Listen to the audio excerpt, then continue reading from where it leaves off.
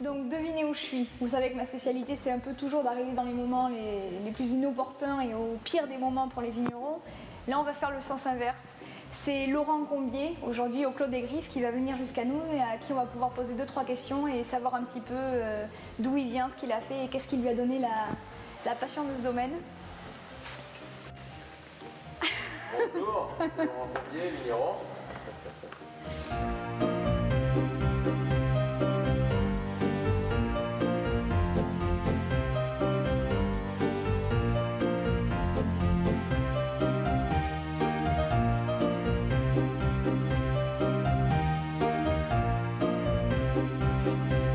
Alors Julia, voilà le Clos des Grives.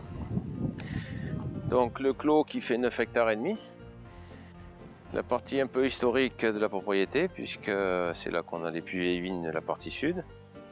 Le clos fait donc 9 hectares et demi, mais la cuvée Clos des Grives provient de à peu près 5 hectares des vignes les plus anciennes du clos, qui font grosso modo entre 20 et 25 000 bouteilles suivant les années, suivant la production et la quantité hectares à l'année. L'âge des vignes, c'est les plus vieilles ont été plantées dans les années en 52 exactement, donc elles ont 60 ans cette année.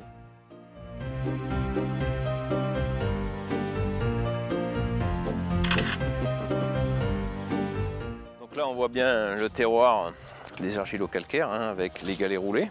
Un sol qui nous fait penser un peu à Châteauneuf-du-Pape, en moins...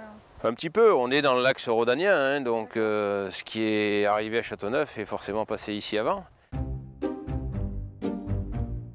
Je suis né dans la terre, puisque toute ma famille, mes parents, mes grands-parents sont originaires de la terre et du coin, on va dire, puisque ça a toujours été des producteurs de raisins, des producteurs de fruits. Et je crois que le métier du vin, c'est vraiment mon métier où je m'épanouis, et le métier de produire un beau raisin pour faire un grand vin. C'est ça mon objectif. Après, je suis sur un lieu donné, avec un terroir donné. Donc j'essaye de sortir le maximum la quintessence du terroir et des cépages qui sont plantés dessus, en l'occurrence la Syrah, puisqu'on est sur Crozes-Hermitage.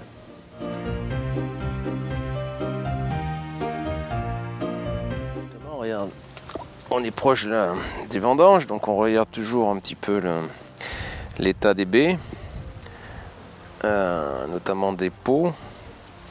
Voir un petit peu l'épaisseur des peaux qui nous reste à affiner parce que bon, les peaux vont donner pas mal de choses dans le vin justement.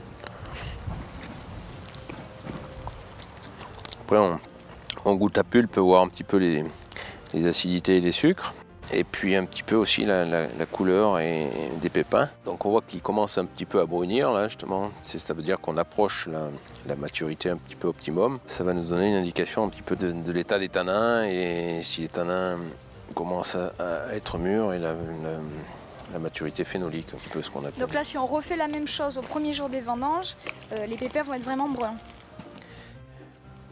Il faut que ce soit au moins 80 à 90% brun. Ouais. Après, il y aura toujours quelques baies où ils seront un petit peu plus...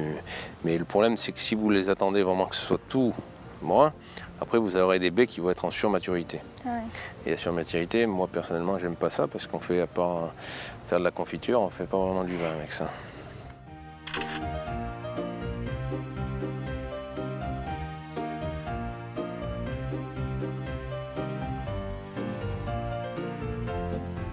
Je crois que chaque millésime est une nouvelle naissance, on va dire. Je veux dire, il y a 365 jours de travail pour arriver à un point final.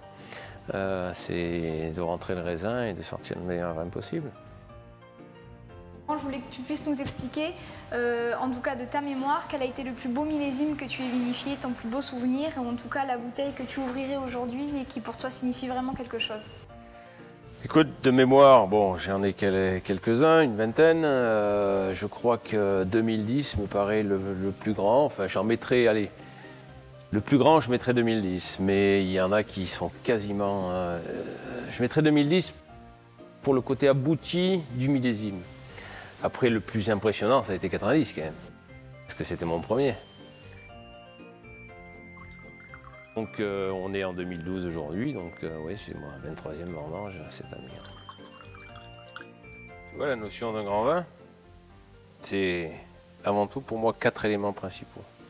Après il y a toujours du secondaire, mais les principaux éléments qui caractérisent un grand vin, c'est le terroir, le cépage ou les cépages, suivant si on est dans le sud, dans le nord, qui est toujours lié, enfin le terroir est lié à son climat, et puis le vigneron. Si tu changes un des paramètres, tu vas forcément avoir des choses différentes, et c'est ce qui fait le bonheur d'être vigneron et la complexité, parce qu'on est un petit peu sur des choses uniques. Et je crois que ça, c'est le plus beau atout du métier de vigneron.